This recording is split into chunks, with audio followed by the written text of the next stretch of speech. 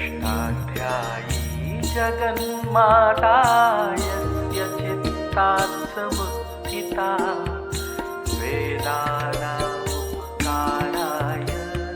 तस्मै पाणिनये नमः।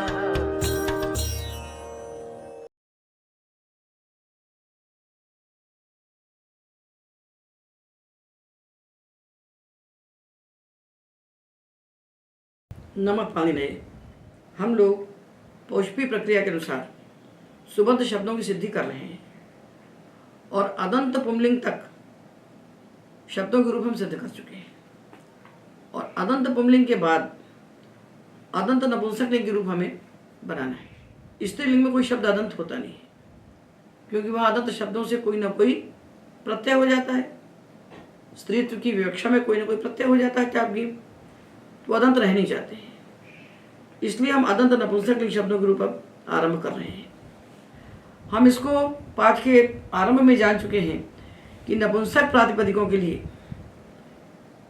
प्रथमा द्वितीया के प्रत्यय भिन्न हो जाते हैं। उनका एक बार हम पुनः स्मरण कर लेते हैं और उन प्रत्ययों को फिर से बुद्धि में रख के हम नपुंसक प्रातिपदिकों के रूप बनाएंगे, अदंत प्रातिपदिकों के।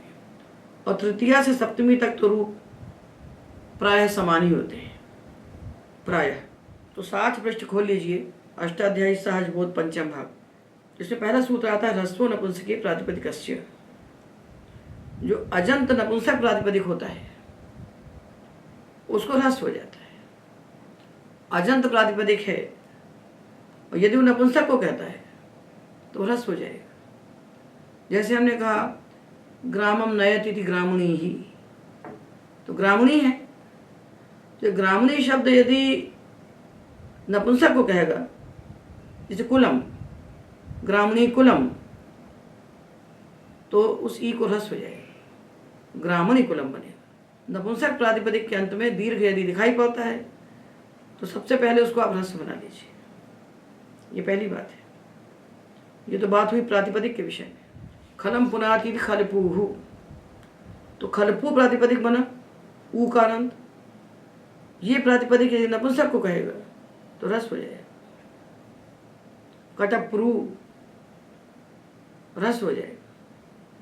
नपुंसक प्रातिपदिक के अंत में यदि दीर्घ अच है तो उसको ह्रस्व नपुंसक प्रातिपदिक से पहले आप ह्रस्व बना लीजिए। दीर्घ आकार के स्थान पर ह्रस्वकार हो जाएगा, दीर्घ इकार के स्थान पर ह्रस्वीकार होगा, दीर्घ उकार के स्थान पर ह्रस्वकार हो जाएगा।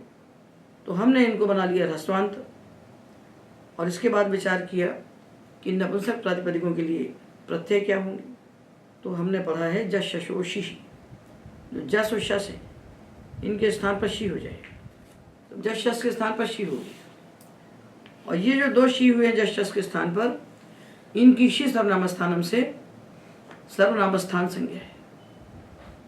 ये हम पढ़ चुके हैं, पर नपुंसक आरंभ करने के पहले इनका हम पुनः स्मरण कर रहे हैं। ये सु और अम है।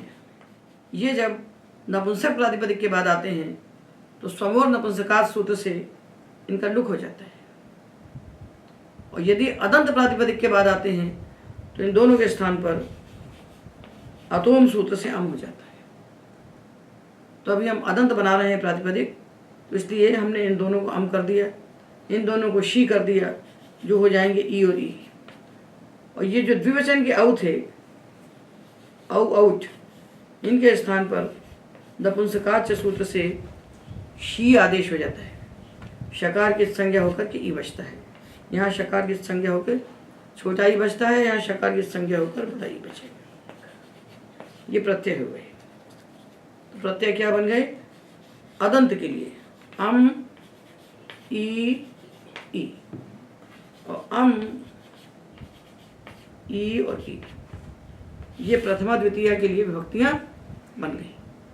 अदंत प्रातिपदिक के लिए अदंत नहीं होगा तो दोनों अम के स्थान पर शून्य होगा, लुक हो जाएगा। अदंत प्रातिपदिक है तो अम होगा। इतनी बात हम लोग जान चुके हैं। और उनमें से ये जो दो हैं ई शी, इनकी संज्ञा है सर्वनाम स्थान, शी सर्वनाम स्थानम सूत्र से। तो इनके लगने पर सर्वनाम स्थान संज्ञा प्रयुक्त जो कार्य कहे जाएंगे वो होंगे। और ये दो जो हैं इनकी सर्वनाम स्थान संज्ञा नहीं है, तो ये असर्वनाम स्थान है। और आजादी हैं तो इनके परे होने पर अंग की भा संज्ञा होगी, तो इनके परे होने पर भा संज्ञा प्रयुक्त कार्य होंगे। पहले ये समझ लें, पढ़ने का मतलब है अपनी दृष्टि को विकसित करना, रचने का नाम पढ़ना नहीं होता। तो कुल प्रत्यय जो 21 हैं उनके हमने 3 वर्ग बनाए। सर्वनाम स्थान ये एक वर्ग हुआ, तो पुंलिंग स्त्रीलिंग में सु औ जस अम औच ये 5 सर्वनाम स्थान है। नपुंसक लिंग में ये शी और शी जश शो शी ये 2 सर्वनाम स्थान है।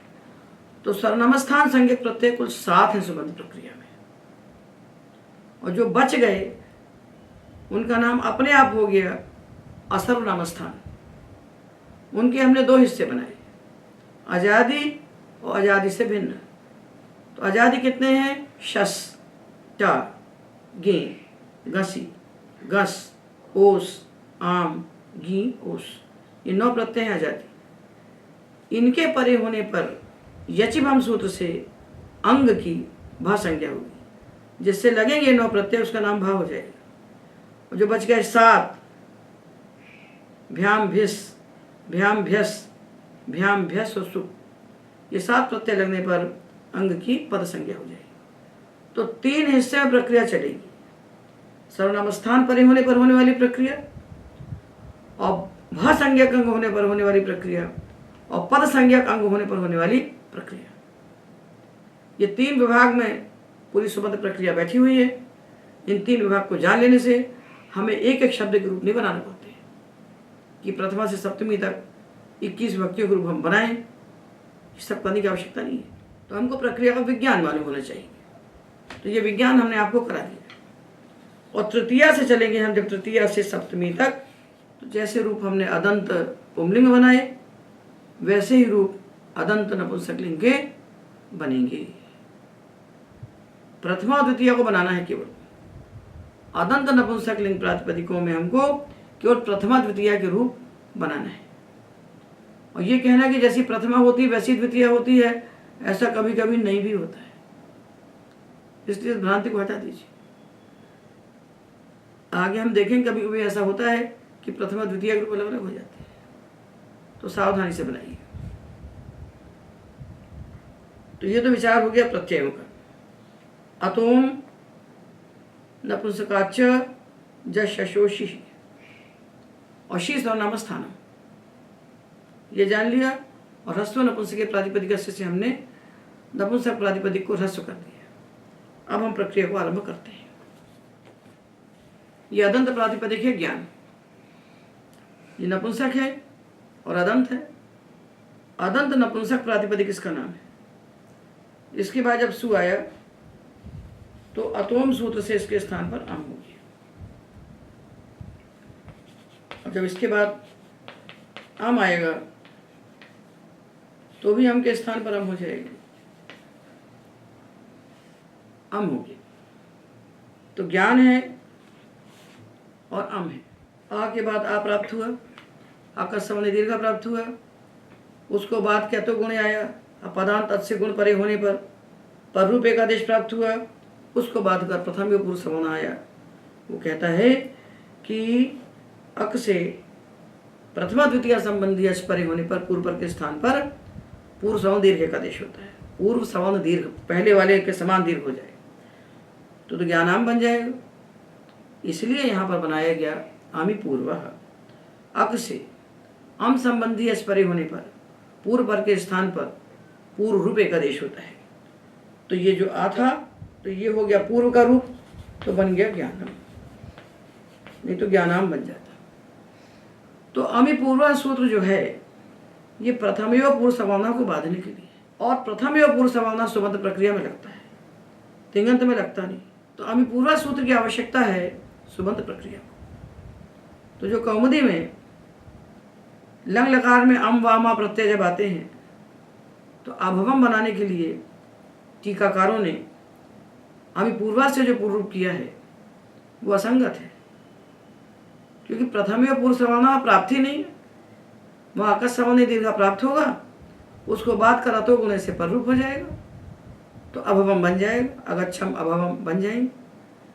तो वहाँ जो अमिपूर्वा को उठाया है वो भी असंगत है, नहीं होना चाहिए। तो ये सु और अम, प्रथमा एक वचन और द्वितीय एक वचन में क्या बन गया? ज्ञानम। अब विभक्ति आई औ, ज्ञान और औ, इसके स्थान पर हो गया नपुंसकाच्य से शी आदेश, शी आदेश हो गया। तो ज्ञान है और ई है, आ के बाद ई है, तो सबसे पहले क्या प्राप्त हुआ? आद गुना। अब आद गुना को बाद के क्या होगा? देखिए ये ई है, आजादी असर्वनाम स्थान होने के कारण इसकी यचिभम सूत्र से भा संज्ञा होगी, और जब भा संज्ञा होती है तो ईकार परे होने पर क्या होता है? ईकारे तद्धिते च परे भस्य विभवनस्य अवनस्य लोपो भवति। यस्येति च सूत्र से इसका लोप प्राप्त होगा, इस आ का लोप होगा, तब तो ज्ञानी बनेगा नहीं, तो आ के लोप को रोकना पड़ेगा और प्राप्ति तो दिखाना पड़ेगी। प्राप्ति जब हो रही तो दिखाना पड़ेगी। तो वार्तिक आता है अंग श्याम प्रतिषेधो वाच्य। शी प्रत्यय परे होने पर कौन सा शी? औं के स्थान पर जो शी आदेश हुआ है उस शी प्रत्यय के परे होने पर यस्यति च सूत्र से जो लोप प्राप्त हो रहा है वर्ण का, वो नहीं होता। यस्यति च सूत्र नहीं लगता। तो ये औं के स्थान पर होने वाला शी है, ये अवर्ण है, इसके स्थान पर यस्यति च से लोप प्राप्त है, उसका निषेध कर देगा वार्तिक। तो यस्यति च नहीं लगा। अब जब नहीं लगा तो आ के बाद ई आया है, इसको ये हो गया आत्मना से ज्ञानी। ज्ञानम ज्ञाने प्रथमम बन गया और ज्ञानम ज्ञाने द्वितीयम बन गया। अब बहुवचन में प्रत्यय आए जस और शस, इनके स्थान पर जस शो शी आदेश हो गया, और ये जो शी हुआ इसकी संज्ञा हुई शी सर्वनाम स्थानम, इसकी सर्वनाम स्थान संज्ञा हो गई। पाणिनि ने जैसे भाग किए हैं वैसे चलेंगे यदि हम पाणिनि के पीछे पीछे, तो हम साधु शब्द तक पहुंच जाएंगे, लक्ष्य तक पहुंच जाएंगे, और अपना अलग रास्ता खो देंगे तो धक्के खाते रहेंगे। तो पाणिनि ने जो बनाया है, सुबंत का भवन खड़ा किया, उसके लिए उन्होंने क्या किया? पहले प्रत्ययों के उन्होंने हिस्से किए, सर्वनाम स्थान और असर्वनाम स्थान। फिर असर्वनाम स्थान के दो हिस्से किए, याद या आजादी और उससे भिन्न। याद या आजादी परे होने पर अंग की भा संज्ञा की, शेष परे होने पर अंग की पद संज्ञा की। तो हमारे पास तीन हिस्से हो गए ना, सर्वनाम स्थान प्रत्यय, उसके बाद भा संज्ञक अंग और पद संज्ञक अंग। बस ऐसे ही चलना हमको, और ऐसा नहीं चलेंगे तो जूझते रहेंगे। फिर उन्होंने सूत्र बनाए, तो सर्वनाम स्थाने, सर्वनाम स्थान को निमित्त मानकर होने वाले जो कार्य हैं वो हमको एक जगह नहीं मिलेंगे, दो जगह मिलेंगे। असर्वनाम स्थाने के अगर उन्होंने सूत्र बना दिया अलग, और भस्य के अगर बना दिया, पद से के अगर बना दिया, तो थोड़े में सब आ गया। तो सर्वनाम स्थाने का अर्थ है सर्वनाम स्थान परे होने पर। तो सर्वनाम स्थान परे होने पर ये जो नपुंसकलिंग शब्द हैं, नपुंसकलिंग प्रातिपदिक हैं, अदंत, ये जो अदंत नहीं भी हैं, उन सब के लिए एक साथ वो कार्य कहते हैं कि नपुंसक प्रातिपदिकों को सर्वनाम स्थान परे होने पर क्या होता है।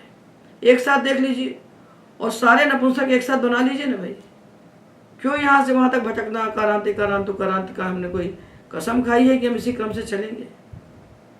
जैसा पानी नहीं चल रहा वैसे चलो ना भाई। तो अब देखिए, अब अष्टाध्यायी देख लेना चाहिए। तो सारे सर्वनाम स्थान एक साथ नहीं कह सकते हो, क्योंकि अलग अलग कार्य हो रहे हैं। सर्वनाम स्थान है चासम बुद्धव जो है वो बुधा को दीर्घ कर रहा है, और नपुंसक से चला चाहे जो है वो नमागम कर रहा है सर्वनाम स्थान पर होने पर।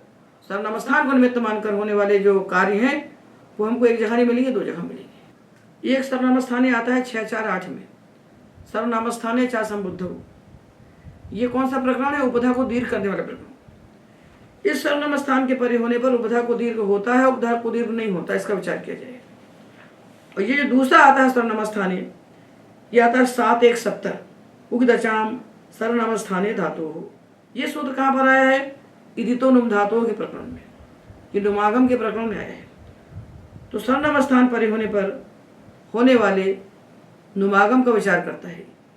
तो 70 से लेकर 83 तक जो सूत्र हैं, ये सूत्र सर्वनाम स्थान परे होने पर होने वाले नुमागम को बताते हैं। तो सर्वनाम स्थान संज्ञा जो हमने की, उसके परे होने पर क्या क्या होता है, उस संज्ञा का क्या क्या फल होता है, ये एक साथ हमने आपको दिखा दिया। पहले आप देखिए 6 4 8 से लेकर 6 4 14 तक चलिए। उसके बाद 7 1 70 से लेकर 7 1 83 तक चलिए। बस इतने सूत्रों में सर्वनाम स्थान संज्ञा के सारे फल आपको मिल जाएंगे। बस हो गया, मुट्ठी भर प्रक्रिया सिद्ध होती है। और यदि नहीं देखेंगे तो ठोकर खाते रहेंगे, बनाते रहेंगे। तो जीवन तो सीमित है और शब्द अनंत है, तो पाणिनि के पास ही चलेंगे तभी तो पहुंचेंगे। तो ये जो दूसरा प्रकरण आया है 7 1 70 से आरंभ होता है, उस प्रकरण में अब हमको प्रवेश कर देना चाहिए। ये पुस्तक रखिए, बाजू में अष्टाध्याय रख लीजिए, बाजू में खोल के अष्टाध्याय रख लीजिए। अष्टाध्याय को देखते जाइए कि ये सूत्र कहाँ से आ रहे हैं उछल के, चाहे कौमुदी में आ रहे हो चाहे इसमें आ रहे हो, अष्टाध्याय के विज्ञान के अनुसार पढ़ना चाहिए। तो वहाँ सूत्र आया नपुंसकस्य झल चह। तो नपुंसक प्रातिपदिक होना चाहिए, प्रातिपदिक जो आपका है नपुंसक होना चाहिए। और कैसा होना चाहिए उसमें?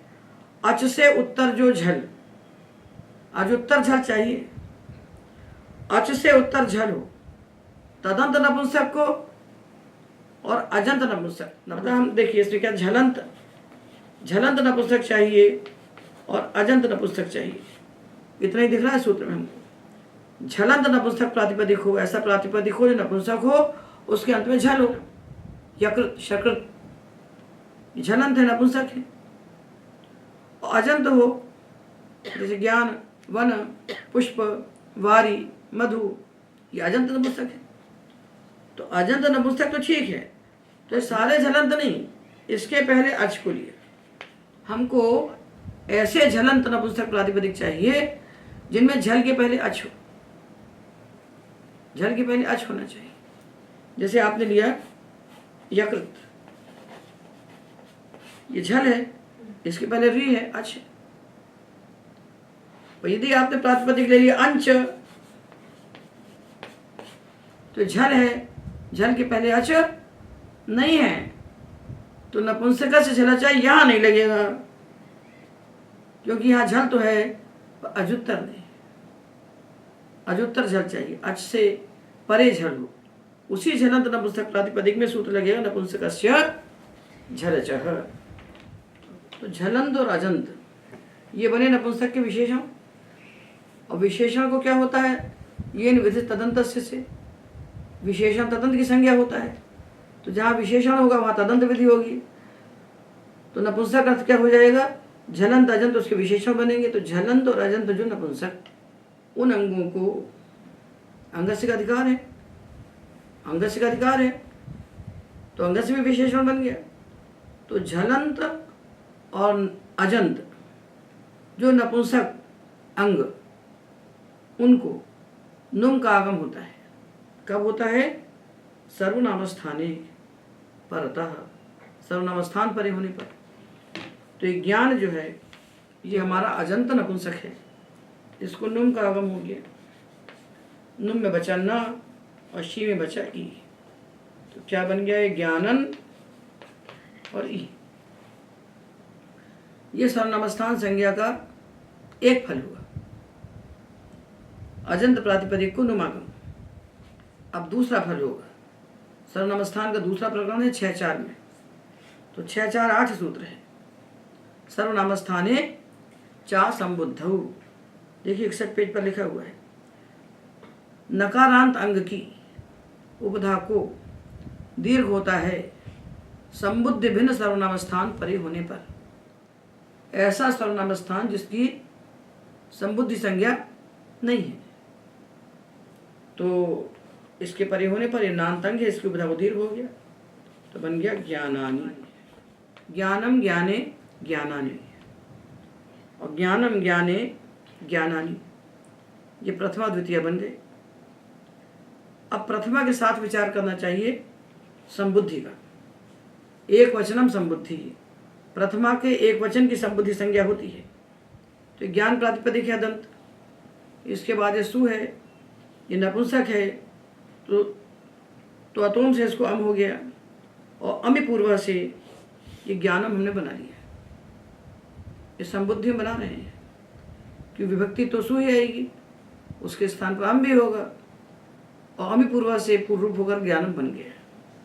अब जब ज्ञानम बन गया तो जो सूत्र हमने पढ़ा है संबुद्धि में, हे राम बनाते समय एंग ह्रस्वात संबुद्धि है, एंगन तो ह्रस्वांत जो अंग, उससे उत्तर जो संबुद्धि का अवयव हल, उसका लोप होता है। हमारा अंग था ये ह्रस्वांत ज्ञान, और प्रत्यय था ये विभक्ति, ये है, और हमने किया पूर्व रूप एकादेश। तो ये आ और ये आ, इनके स्थान पर हमने पूर्व रूप एकादेश किया, ये आ। अब ये आ इसका अवयव है कि इसका अवयव है? यदि ये आ इसका अवयव है तब तो ये अदंत है, और यदि ये आ इसका अवयव है तो ये नकारांत है। तो एक ह्रस्वात संबुद्धि सूत्र को कैसे लगाया जाए, ये समस्या आएगी ना। तो जहां पाणिनि एक पूर्व प्रयोग अधिकार करते हैं कि जितने आदेश पूर्व पर के स्थान पर होते हैं, दो के स्थान पर एक होता है, अकस्सवने दीर्घ, आद्गुण, वृद्धि रेचि, अतो गुणे, प्रथमयो पूर्व सवर्ण, ये सब पूर्व पर के स्थान पर होते हैं। दो के स्थान पर एक आदेश होता है। तो दो के स्थान पर जो एक आता है वो पहले के हिस्से में जाए कि बाद वाले के हिस्से में जाए, पहले का अंत कहलाए कि बाद वाले का आदि कहलाए, पूर्वांतवत हो कि परादिवत हो, इसके लिए उन्होंने सूत्र बनाया अंतादिवच्च। ये जो एकादेश होता है ये पूर्वांतवत होता है अथवा परादिवत होता है। तो ये पूर्वांतवत भी होता है और परादिवत भी होता है। पूर्व रूप एकादेश को यदि पूर्वांतवत मानेंगे, यदि पूर्वांतवत मानेंगे इसको, ये जो आ है, ये ज्ञान के अंत में जो आपको आ दिख रहा है, ये पूर्वकांत हुआ। पूर्वकांतवत इसको यदि हम मानते हैं तो ये ज्ञान अदंत तो मिलता है पर ये अंग नहीं है। अदंत तो है पर इसमें अंग नहीं है। इसके बाद जो माँ मिलता है ये संबुद्धि नहीं है। संबुद्धि संज्ञा तो इसकी है, सु की, सु के स्थान पर हम इसकी संबुद्धि संज्ञा है। तो ये माँ अकेला संबुद्धि नहीं है, और ये ज्ञान का जो आ है ये अदंत अंग नहीं है। तो देखिए सूत्र जो है एक ह्रस्वात संबुद्धि है, इसके ठीक ऊपर सूत्र बैठा है हल्याभ्यो दीर्घात स्तुतिस्थ प्रयुक्तम हल, वहां से हल की अनुवृत्ति लेते हैं। और हल की अनुवृत्ति लेकर ये नहीं कहते कि संबुद्धि का लोप होता है। संबुद्धि में षष्ठी मानते हैं, संबुद्धि में संबुद्धे हल लुप्यते। संबुद्धे का अर्थ ये नहीं कहते कि संबुद्धि का लोप होता है, संबुद्धे हल लुप्यते। संबुद्धि का जो हल उसका लोप होता है, क्योंकि पूरी संबुद्धि है कहाँ? ये तो अम का संबुद्धि संज्ञा तो पूरी अम की है, अम की है ना। और यहाँ दिख रहा है माँ। यदि हमने इसको पूर्वांत पद मान लिया तो आ तो पूर्व का अवयव बन गया, तो पूर्व का अवयव बन गया तो हमको अदंत अंग मिल गया। पूर्वांतवत यदि मानते हैं हम, जो एकादेश हमने किया है पूर्व रूप एकादेश, उसको पूर्वांतवत माना हमने, तो ज्ञान हमको अदंत अंग मिल गया। पर आगे हमको संबुद्धि नहीं मिला पूरा। आगे जो हमको केवल माँ मिला, इसकी संबुद्धि संज्ञा नहीं है। तो इसका लोप हम कैसे करें? क्योंकि एक आ है तो की जगह एक हो गया। अब वो पहले के साथ रहे कि बाद वाले के साथ रहे? पहले वाले के साथ रहता है तो अदंत अंग बन जाता है, तो वहाँ अम नहीं मिलता। और बाद वाले के साथ रहता है तो अंग अदंत नहीं होता, नकारांत हो जाता है। तो एक ह्रस्वात संबुद्धि सूत्र लगे तो कैसे लगे? ज्ञान का एक आ लिया, अम का एक आ लिया, दो आ की जगह हमने एक आ किया, तो वो एक आ है, वो यदि ज्ञान के साथ लगता है तो ज्ञान अदंत बन जाता है, तो आगे अम नहीं मिलता पूरा, केवल माँ की तो संबुद्धि संज्ञा नहीं है। और यदि वो पराधिपत होता है तो तो आगे हमको अम मिलता है जिसकी संबुद्धि संज्ञा है, तो ज्ञान अदंत नहीं मिलता। इसका तो हम इसका क्या अर्थ करें सूत्र का? तो इसका ऐसे अर्थ करें कि संबुद्धेय में जो षष्ठी है,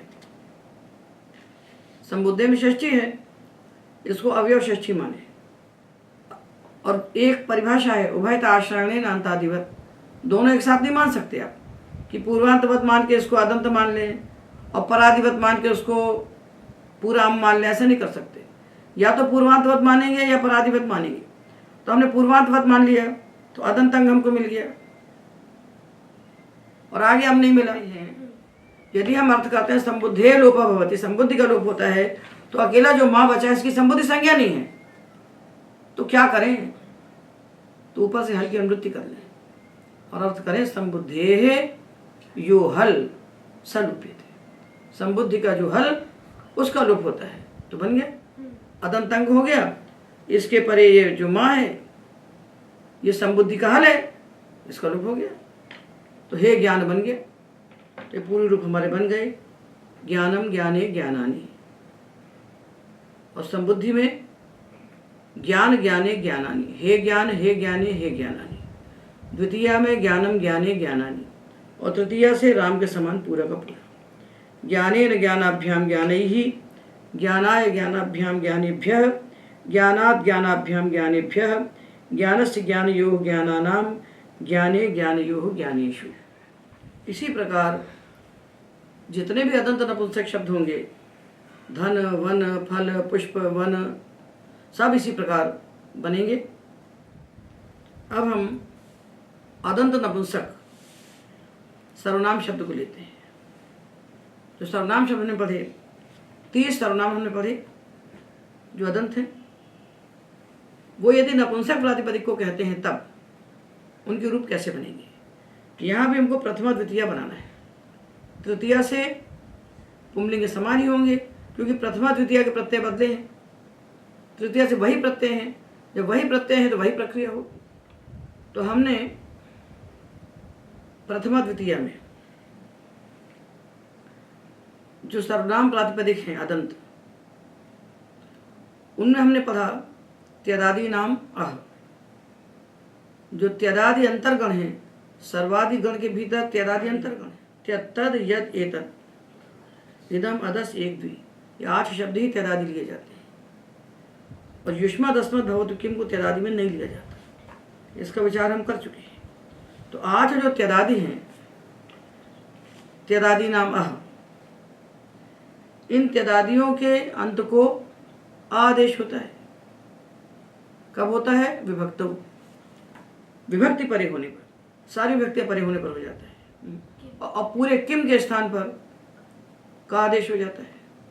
तो त्यदादि नाम अह परे ये होता है विभक्ति परे होने पर। और किमह का ये भी होता है विभक्ति परे होने पर। विभक्ति परे है तो त्यदादि नाम अह होगा, विभक्ति परे है तो किमह का होगा। यही पढ़ा ना। तो ये जो सु और अम हैं, इनके पहले आपने तत् को बैठाया, तत् के बाद सु और अम आए। तत् लिया हमने सर्वनाम, इसके बाद सु और अम आए, तो इनका तो लुक हो गया समोर नपुंसकात से, क्योंकि ये तो अदंत है नहीं।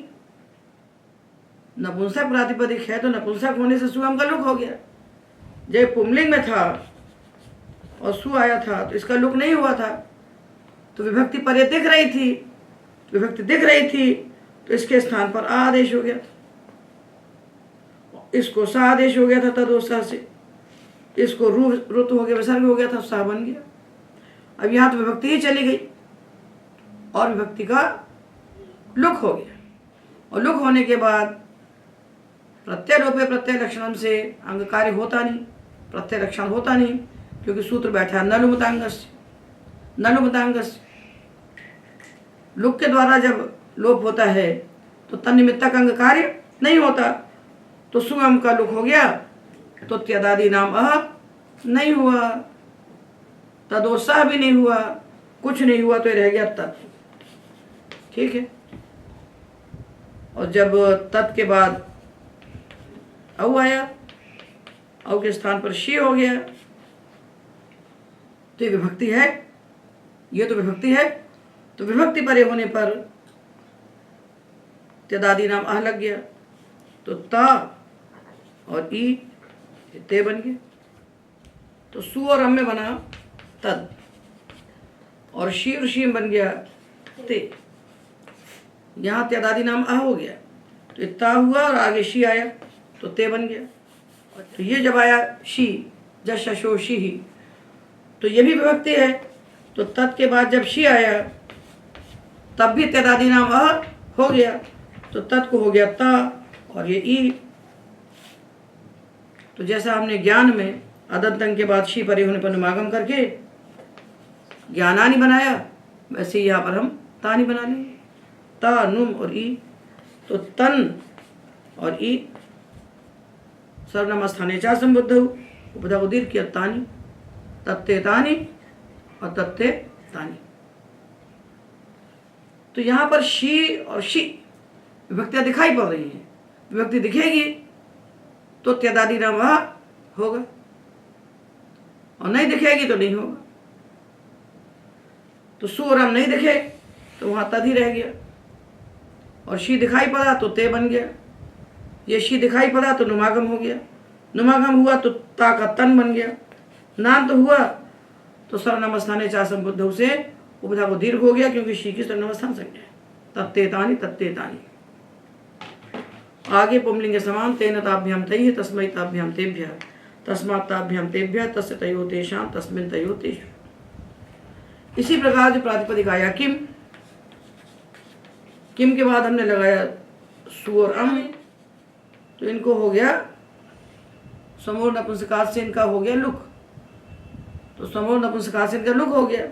अब जब लुक हो गया तो विभक्ति परे नहीं है, नहीं है तो किम का नहीं होगा, तो किम तो ऐसे ही रहेगा। और जब किम के बाद शी आएगा तो विभक्ति दिखी तो किम का हो गया। का और ई के और का और शी तो नुमागम हो गया कन, उपधा दीर्घ कानी। किम के कानी, किम के कानी, केन काभ्याम कैः, कस्मै काभ्याम केभ्यः, कस्मात् काभ्याम केभ्यः, कस्य कयोः केषां, कस्मिन् कयोः केषु। अब हम 5 नपुंसक सर्वनाम लेते हैं। जतर जतम अन्य अन्यतर इतर, ये 5 रूप एक समान चलते हैं। इन 5 के लिए एक साथ सूत्र बने हैं। जतर जतम अन्य अन्यतर इतर, तो इसमें जतर जतम तो प्रत्यय है, और प्रत्यय ग्रहणे तदंत ग्रहणम, अकेले प्रत्यय का प्रयोग तो किया नहीं जाता। तो जब केवल प्रत्यय कहा जाता है तो हमको तदंत का ग्रहण करना चाहिए, प्रत्ययांत का ग्रहण करना चाहिए। तो जतर का अर्थ हुआ जतरांत और जतम का अर्थ हुआ जतमांत। तो इनको हम बना चुके हैं सर्वनाम संज्ञा में। किम यत् तदोर निर्धारणे द्वयोरेकस्य जतरच, ये जतरच प्रत्यय करता है। और वह बहुनाम जाति परिप्रश्ने जतमच, ये जतमच करता है। और एकाच्य प्राचाम, ये 3 सूत्र हैं। इनसे किम यत् तत् एक, इन 4 प्रातिपदिकों से जतरच और जतमच प्रत्यय लगा करके 8 प्रातिपदिक बन जाते हैं। तो किम से क्या बना, कतर कतम, यत् से यतर यतम, तत् से ततर ततम, और एक से एकतर एकतम। ये 8 प्रातिपदिक बनते हैं जतरांत और जतमांत। और प्रत्यय ग्रहणे तदंताग्राही है, इस परिभाषा से तदंत विधि होने से जतरांत और जतमांत की सर्वनाम संज्ञा हो जाती है, क्योंकि जतर जतम का सर्वाधिक अनुपात है। तो इनकी सर्वनाम संज्ञा हो गई, 8 ये हो गए। और अन्य अन्यतर और इतर 3 ये हो गए। इन सब के रूप हम एक साथ अब बनाएंगे, क्योंकि एक साथ इनके लिए विधि कही गई है। तो सूत्र हमने पढ़ा है अजतरादिभ्य पंचभ्य, ये प्रत्यादेश हम पढ़ चुके हैं। एक को लेकर बना लेते हैं। हमने लिया किम से जतर लगा के बनाया कतरत, ये नपुंसक प्रातिपदिक बनाया। जब इसका हम नपुंसक व्यवहार करेंगे तो नपुंसक लिंग को कहेगा। तो कतर ये नपुंसक प्रातिपदिक है, जतर प्रत्ययांत। तो इसके बाद आने वाले प्रत्यय जो सु और अम है, इनके स्थान पर हमें पढ़ा है अड्डतरादिभ्य पंचभ्य, इनके स्थान पर अड्डादेश हो जाता है। सूरम दोनों के स्थान पर अड्ड हो गया और डाकित संज्ञा हो गई। तो डाकित संज्ञा करने का फल क्या हुआ?